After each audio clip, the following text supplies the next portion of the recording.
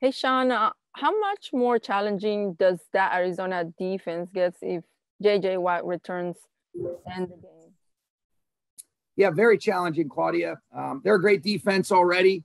You had a great player like J.J. with his experience, his production, all the different ways that he can impact and influence a game. That's a big deal. But, we'll see. We've got to be ready for him if he does go. But that's a huge impact. And this guy's done a great job, and he's a tremendous player. And when we look at the last game with the Niners, had those 5 sacks and 13 quarterback hits, what type of adjustment do you need to make? Is that something of concern going into the next game? Yeah, I think you got to be able to move forward. You look at the film and then you say, all right, how do we shift our focus and concentration towards the Cardinals? The Niners are an excellent front. There were certainly some things that I know I can do to help put our guys in some better spots, which, I want everybody to always look inward first, figure out, how can we be solution oriented, but there's definitely some things that I think I can do to help our guys, and then we can execute better. But, you give respect to the Niners. Okay, thank you. You're welcome. Nick? Hey, Coach, looking at Cam Akers coming up for this game against the Arizona Cardinals, what progress have you seen throughout this week, especially with last week being his first week back? Yeah, I think it was good to get out there and play real football, Nick. I didn't think there was a lot of opportunities or space where he could really demonstrate anything, but I think just getting your feet wet, getting a couple touches in the run game and in the pass game will be really beneficial. And I think he'll be another week more comfortable, and then hopefully we can play better and make some better decisions, from my perspective, the things that I can do, and then go execute better to give Cam a chance to shine. And also, too, how different is this team without a DeAndre Hopkins when you look at the Cardinals as far as him being the deep threat, being able to open up some spaces and things of that nature? How different is this team, what you guys are facing on Monday night? Yeah, I mean, D-Hop is a great player, Nick, but A.J. Green has quite a resume, and he's kind of, filled that void. He's had a really good season even when they were both playing, but he's kind of taken some of those targets. They've got great playmakers around him. You've seen Ertz make his plays. Moore is dynamic. I think Edmonds and Connor are two of the more complete backs with the way that they utilize those guys. And so, they've gotten some other guys involved as of late as well. And, anytime you lose a player like DeAndre Hopkins, there's obviously a void, but they've got excellent players that have great resumes, throughout the course of their career already that have made plays. And AJ is definitely a guy that has shined this year. Thanks, Coach. You're welcome. Must be a big game. We got Bill Plaschke. Oh, man. Hey, guys. Hey, Coach. Well, are you satisfied with Matthew Steffer's performance this year, and does he need to be better in the postseason? Yeah, so the answer is yes. I think I love the competitiveness. No way we win that division, win 12 games without him, Bill. The standards that he has for himself, and the best thing, one of the things I love the most about this guy is the first thing he's going to do is take extreme ownership and accountability for the things he can do better. I think there's an occupational hazard of some of the turnovers. As a competitor, they certainly don't all fall on him. But the answer is yes. I'm very pleased with him. Looking forward to playing clean ball in the postseason. Trusting his teammates, playing the way that he's capable of. And if he just plays within himself, I trust really good things will happen for this team. You think he needs to prove he can win a playoff game? No, I think that he's got an established resume. I think that's something you want to be able to do. He was instrumental in leading us to our first division title that we've had since 18. And that's a big deal, but now it's the next step. But I think his body of work speaks for itself, and I don't think you can just confine it into, he hasn't won a playoff game. I don't want to get in trouble, but, I think, the Dallas game that he had when he was in Detroit, he probably won that. That was out of his control, wasn't it? Okay. Thanks, Coach. Lindsay?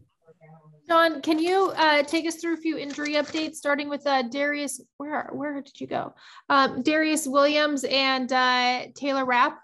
Yeah, so Taylor is still working through the concussion protocol. He's making good progress. Lindsay, Darius was a full participant today, even though we were kind of more above the neck, as you guys like to make fun of me for saying. But those two guys are good. We were resting Aaron.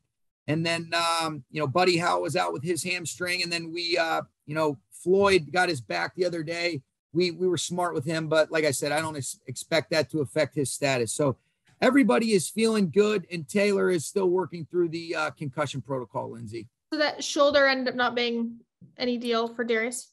He's pushing through it. He's going to be able to do that. It is, these guys play through so many different things, but he's going to be good. And then can you take us through the decision to bring back Eric Weddle?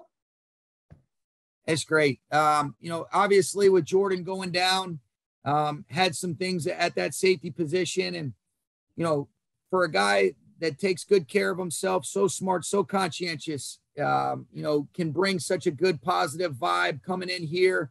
What his role is kind of, we're working through that right now, and it'll be to be determined, but it's been great having Eric back around. Love Eric. A lot of guys were excited to see him. And that was kind of what went into the decision-making. You called him and I said, this guy's crazy enough to probably think about that. And he certainly is. Thanks, Sean. Modesty. Had you been in touch, or had Les been in touch with Weddle the last couple of years? Yeah. Eric is a close friend of mine. We've kept in great touch. But really it was more of some of the coaches, Coach Evero, Coach Morris on the defensive staff. These are some rare circumstances that have presented themselves. And for somebody to be able to come in on short notice, pick things up quickly, provide some of the things that he can provide, it was worth a call. And, he was excited to come in and we're going to take it a day at a time. But yes, we've kept in touch. So it had the subject of him coming back in some circumstance come up before? It had not. No, it really hadn't. He just, I think the cool thing about being in this role, Kevin, is you get a chance to form some special relationships with some really special people. And, we've ended up just kind of keeping in touch, and he's been following from San Diego, taking good care of himself. But no, that had never really been broached until this, these last couple of days. And he was all about it. And he's here. Been great to have him around. Mm-hmm. And then the run game on paper, the production hasn't always matched other teams this season. How would you explain the importance of the run game, whether it's Cam, Sony, in the upcoming playoff game? Yeah, I think it's important. I think you want to be efficient in all phases of your offense. I think the good offenses have the ability to do both, both throw it and run it. And, I think over the last handful of games, we've demonstrated that we're able to do that. San Francisco certainly wasn't one of those games. I think it starts with me. Then we've got to be able to execute. But you do give credit to the Niners. They did a nice job. But our guys are wired the right way to figure out, hey, let's be solution oriented. Let's try to respond the right way. And let's make sure that we give ourselves a chance to execute at a higher level. And, part of the plan and some of the decision making on my end can certainly be, better as well. Thank you. You're welcome. Hey, Sean, how soon did you and or Les reach out to Eric about potentially coming back, and what made him the right option to address that depth at safety in wake of those injuries? Yeah, it was, Les and I are always in constant dialogue, Stu. It was kind of something that, like I had mentioned, some of our defensive coaches brought up, reached out to Eric, and, it came together in a matter of, a couple hours on Tuesday. And I guess, like, out of other options that you guys may have had, why bring him back? Maybe familiarity besides that. What else went into that decision? Yeah, I think it's the familiarity, some of the things, the perspective, the leadership, he's whatever that we're still figuring out. Okay, what is that role that he'll have in the game? But, his presence and him being around, I think, is really beneficial, not only for myself, but for his teammates and the respect that he's garnered over the course of his career. And, so that there was a lot of layers to this, but I also, I think you'll see a guy that's probably taking great care of himself, and we'll see what that looks like. Thank you. You're welcome. Jordan. Hey, Sean, is Jalen preparing to be the green dot player this weekend? I don't know that, there's a possibility, I do know that, but there's always a possibility. But we're kind of still working through that right now.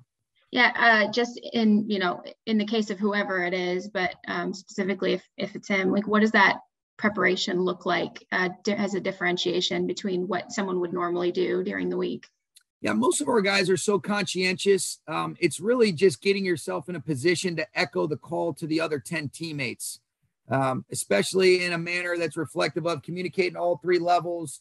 Going against a team that has the ability to change tempos throughout the course is a really important factor. And so, whether you're talking about Jalen, Jordan Fuller, Ernest Jones, Troy Reeder, guys that are, even, Weddle wore the dot his last year with us, you're talking about guys that are great communicators. All of those guys do that. But it's just making sure that you're in proximity to get the important and pertinent information communicated to all three levels of the defense. And so that's really where the biggest factor comes in, but you try to simulate that throughout the course of the week during practice and in walkthroughs, and feel good about where we'll be with that. Aaron Donald, last time you guys played, obviously was such a game-wrecking influence on the game and the front in general, but Ernest Jones really played off those leverages well, and had a really big impact as well. So understanding the difference between that first and second time and the level of play there, what do you expect, or what do you need to see from your second level in your defense, particularly if you're getting similar pressure this week? Yeah, I think we've got to do a great job of being able to recognize concepts in the pass game, communicate, see things as one, play sideline to sideline. They do a great job of stretching you horizontally, being able to recognize our keys and cues. I think our defensive coaches, Jordan, have done a great job of getting these guys ready to go. You talk about that inside line, Aaron was dominant from the very first snap. He's been outstanding. That's the kind of effort that we're going to need. And the best part is that's just Aaron being Aaron. Thought there was a lot of other guys that really shined. Leonard Floyd stood out. Vaughn made his plays. Greg Gaines. You saw Sean Robinson. So I really thought our front did a great job that enabled Ernest and Troy to kind of be clean and really be able to play sideline to sideline. And that's what we're going to need again for Troy and for T. Howard, who I think has done a really nice job. Chris Shula has been excellent with those guys, getting them ready to go. And then the back end is always going to be vital, be able to win those ISOs on the perimeter. Thanks, Sean. You're welcome. Gary? Hey, Sean, given Eric's experience and his success, but also the fact that he is the age he is and he's been out of the league for 2 years, what concerns, if any, do you have about his ability to step in and be able to help you? Yeah, I think it's just, physically how he's feeling. I trust that he can for the amount of time that he's, accumulated experience over the course of his career, he knows his body. He's always been a guy that takes care of himself. Can you simulate playing the type of speed and things like that? No, but he's fresher than he's ever been at this point in his career, probably too. You look at the toll that the amount of games takes, on these guys' bodies throughout the course of the season. I think it's a lot, in a lot of instances, Gary, it's more asking and trusting that he can provide the feedback on how he's feeling, and this isn't something that you're going to throw him out there and ask him to play a handful of snaps. I think we're figuring out what that role is. And, he's already had a good positive impact and influence, on our building just these last couple of days. What that role is on the grass is kind of something that we're working through. And that's partly going to be how he's physically feeling and then where it fits based on the different personnels we want to utilize. And then in terms of Von Miller, we were talking to him earlier. I mean, is this the time of year that, well, two things.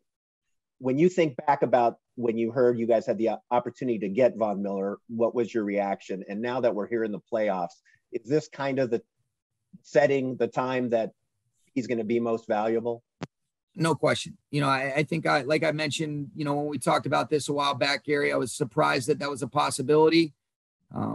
What I've been I'm not surprised, but what I've really enjoyed is getting to know the guy, the way that he works, the type of person, the character that he has, the way that he pours into his teammates.